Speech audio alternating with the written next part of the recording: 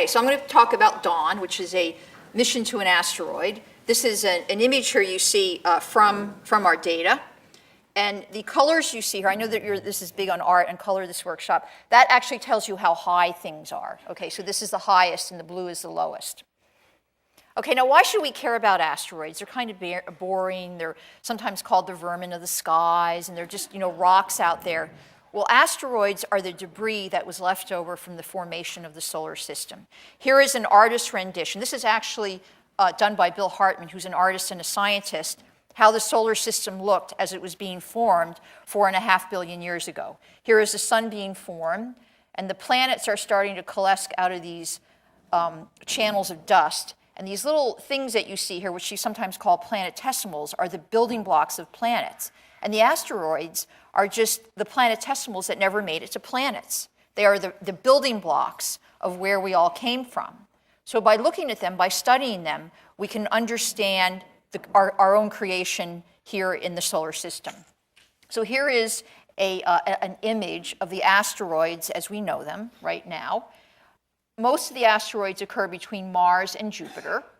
Okay, the ones that are in Jupiter's orbit are known as Trojans. But occasionally, some of these objects do get flung into the inner solar system. And that's why we should care about them, one of the reasons. In fact, let's just look at a graph. I don't have too many technical graphs, but I know there's a wide variety of experience here. So I'm going to throw one or two technical things here. So this is the million years before the present. This is kind of when life, the so-called Cambrian age, of the Earth. This is the present. This was 542 million years ago when multicellular life started to really take hold. And if you look at the number of species that disappeared, there have been throughout history these mass extinctions. The biggest one was the Permian extinction, where about over half of the species on Earth were destroyed. The one that you probably are familiar about that knocked out the dinosaurs was the Cretaceous tertiary extinction, where only about 30% of all species were destroyed, but it was the big ones that went. And here is an artist's conception of an asteroid, possibly a comet, we think it was probably an asteroid, that was flung from the asteroid belt into the inner solar system and hit the Earth. And all the dust it kicked up blocked sunlight from the Earth and eventually caused the dinosaurs to die out. This is pretty well established. Scientists do pretty much accept this now. Of course, then there are other reasons, other theories as to why dinosaurs, I know as school teachers you would appreciate that. So this is still happening today. There are objects that are coming into the inner solar system, from the asteroid belt or from even farther out and hitting us. Here's this famous event, the Shoemaker-Levy. This was actually a comet that got broken up by Jupiter and smashed into it. We know that this has happened in the past. Here's another line of a broken up comet that hit Ganymede a long time ago. This is one of the satellites of Jupiter. And in our own solar system, here's the meteor crater in Arizona. You may have learned in school something wrong. I learned this, that the reason the Earth doesn't have that many craters is because things get burned up in the atmosphere. That is wrong, totally wrong. Just forget that. If something is big enough to get through the atmosphere, or to make a crater, it's going to get through the atmosphere. The reason you don't see many craters on the Earth is because they're eroded away by geology, by water and wind erosion. We are hit just as often as the moon, okay? It's only the small stuff that gets burned up by the atmosphere, things that are like as big as a bus, okay, which aren't going to make a big crater anyway.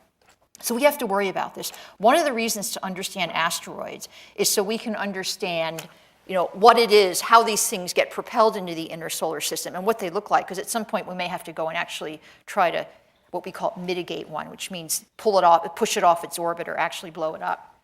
So let's talk about Vesta. This is the asteroid. It's about 9% of the mass in the asteroid. It was discovered, it was the fourth asteroid discovered. That's why it has that 4 in front of it. Let's see. It turns out that Olber, if you're an astronomy buff, you know about Olber's paradox, but he actually found this asteroid. And Gauss had the honor of naming it. Gauss was a famous mathematician because it turns out that Olbers had already discovered Pallas, so he got to name one. So his friend Gauss named it Vesta, which is the goddess of the hearth. Okay, and it's about 330 miles in size. Okay, here it is compared to California. So it's pretty big. you know. And the amazing thing is we are pretty certain that we have found pieces of Vesta on the Earth. If you look at these so-called HED meteorites, they're called the howardite, eucrite, and diagonite. Those are just for the minerals that are in these meteorites. They seem to have the same composition as Vesta does. So we think that there are chunks of Vesta that were propelled into the inner solar system and hit the Earth. And in fact, there's some evidence that these three types of meteorites came from different layers in Vesta. And there's even some data that we've just gotten from Dawn that shows that might be the case. But let's get on to the mission itself. Here is a little poster we made showing some of the chief scientists, Chris Russell, Mark Raymond, who I think spoke here last year about the mission, Carol Raymond, and some of the engineers that are on this mission. Okay. Now, why should we care about this? I've already talked a little bit about it. We want to understand the transport of asteroids and, more importantly, dark material and ice. I mean, I've talked about asteroids as possible destroyers of life on Earth, but it's also believed that they have brought life to Earth in the form of organic molecules and also water. We believe that some of the water that is in the inner solar system came from comets and asteroids. Okay, so we want to try to understand that process. We want to understand, if these bodies ever become comets or if comets ever become asteroids.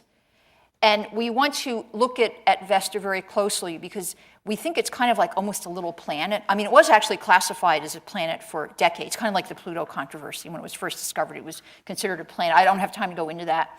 But it seems that Vesta isn't like completely left over. It hasn't stayed the same since it was formed. It seems to have been processed in some way. Some melting has occurred. And the Dawn mission will eventually go on to Ceres, which we believe is a primordial kind of unprocessed kind of planetesimal from the early formation. And because it's there, and for reasons that we don't understand yet, when we go to these objects, we find things that we didn't even expect. Okay, so Vesta is actually the largest asteroid by far that we have studied. Here is an image of it from Dawn compared to the other asteroids we've looked at. Of course, Ida and Gaspra were flown by Galileo. Lutetia and Steins were flown by Rosetta. Matilda and Eros was the near mission. But this is the first large asteroid we've looked at.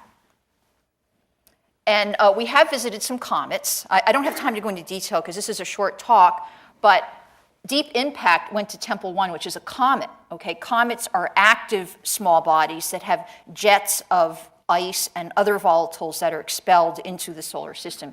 Here is just a little movie of the Deep Impact. It sent like this little kind of basketball-sized projectile, a bomb, to hit the surface and study it. And this is just a little movie showing that projectile hitting the surface of Tempel 1, the comet.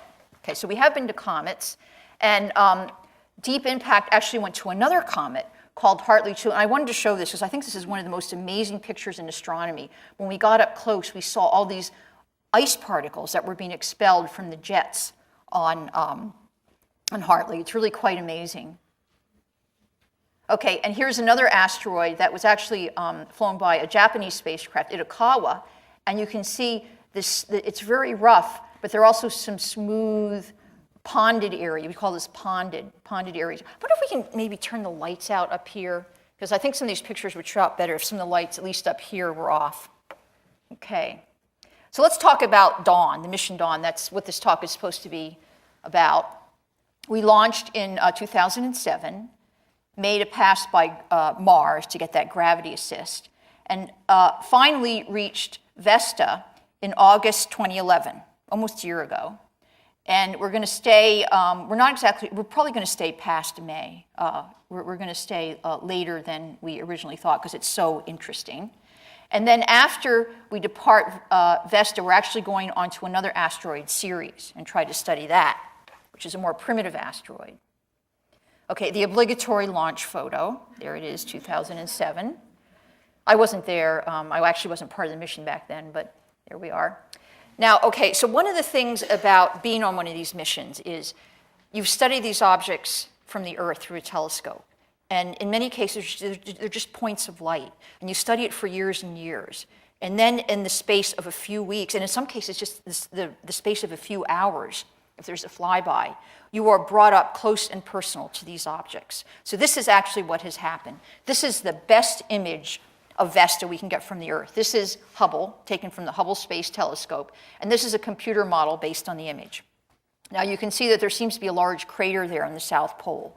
And it was hypothesized that this was the crater that was made when all that material was expelled into the inner solar system, those HED meteorites.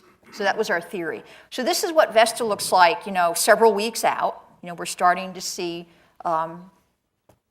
something. This is about when it looks like the same resolution as you can see it from Hubble Space Telescope. And here is when we first got one rotation period. It rotates about every 6 hours on its axis. So look at that southern pole with that. It looks like it has a mountain, some kind of a giant crater with a peak in it. And this is what it looked like close up. It turns out that this peak here in the, here's a better image that was put together later on in the mission. It turns out that this mountain it's the highest mountain in the solar system. It's even higher than that giant volcano on Mars. It's about 3 times as high as Mount Everest. It's about 15 miles high. So here is an image of it taken from various images put together of that giant. We believe it's the peak, the central peak of the crater that was made by some collision that propelled this material into the inner solar system and onto our planet. It's quite amazing. Now, there are a couple things that we didn't expect. There's always things you find in these missions that you never expected. And I know you talked about how bright things are and about what the albedo of an object means this morning. We did not expect there to be any dark material on Vesta. Well, there's all these dark streaks. And what's even more amazing is that we have bright and dark streaks on Vesta. Here's an example of a crater that has dark material and bright material all in the same crater. And we still don't know where this comes from. Is it other bodies that hit it? Is there a layer of dark or bright material on Vesta? We just don't know yet. We're analyzing this data. But there's a lot of bright and dark material there. Here's a fresh crater showing some bright material and material being ejected, mountains and ridges. And here's one of my favorite images. I call this the snowman. This is 3 craters, and there's all this smooth material nearby. And here's an image of a crater that baffled us. It still baffled us. We're still not sure what it is, but you'll notice this crater here. There was a long series of email discussions among the scientists as to what this was when we first saw this. Here's a crater. Now, these colors are actually how high the objects are. So this is the highest, and that's the lowest. This crater seems to be infilled half of the way with some kind of material. We think it's either maybe fallen from this slide here or the crater collapsed. We're not really sure. It's very mysterious. Okay, and one of the other amazing things, I want to save some time for questions here. One of the other amazing things is there are ridges around the equator of Vesta. And again, we don't understand those. We've seen things like that in other parts of the solar system. For example, Iapetus, which is a satellite, a moon. Sometimes I say satellite, sometimes I say moon. It's the same thing. It's a moon of Saturn. Seems to have this equatorial ridge as well, but we don't quite understand what causes it. And I know that this workshop is about color and art. So I wanted to show you some of the beautiful colors. And really, I think it's really artistic. Some of these things that we're doing have come out of the mission. Here is a crater. And by taking various filters, we can show that these various colors correspond to various compositions of minerals on the surface. So the material, this red stuff, which looks like it's been thrown out of the crater, has a different composition than this plains material. And that suggests to us that Vesta is actually processed. It hasn't been the same since the formation of the solar system. It seems to have melted and formed into a crust, mantle, and core. That seems to be almost like a mini planet in that respect. It's a lot more, it has been geologically active and processed, more so than other asteroids that we've seen. So that's kind of interesting to see those different minerals. So let me just summarize. I do want to leave some time for questions and keep us on track here on time, but I want to just tell in a nutshell what we have learned so far from the Dawn mission, although we have more data to take and more data to analyze and more thinking to do. But the thing is, it's like a small planet. I mean, it really is like a geologic world. It's been transformed from this, hardly more than a pinpoint of light to a world that has craters, mountains, bright material, dark material, ridges, the highest mountain in the solar system. It's quite an amazing world.